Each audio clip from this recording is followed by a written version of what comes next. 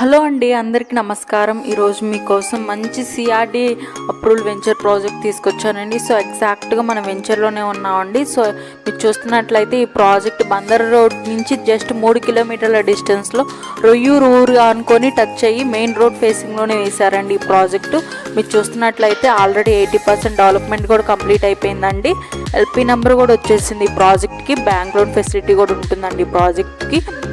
So ఈ project investment perk గాను అలాగే రెసిడెన్షియల్కి గాను బాగుంటుంది. సో మెయిన్ అడ్వాంటేజ్ వచ్చేసి రొయ్యూరు అనుకుని ఫ్యూచర్లో ఈస్ట్ బైపాస్కి రాబోతుందండి.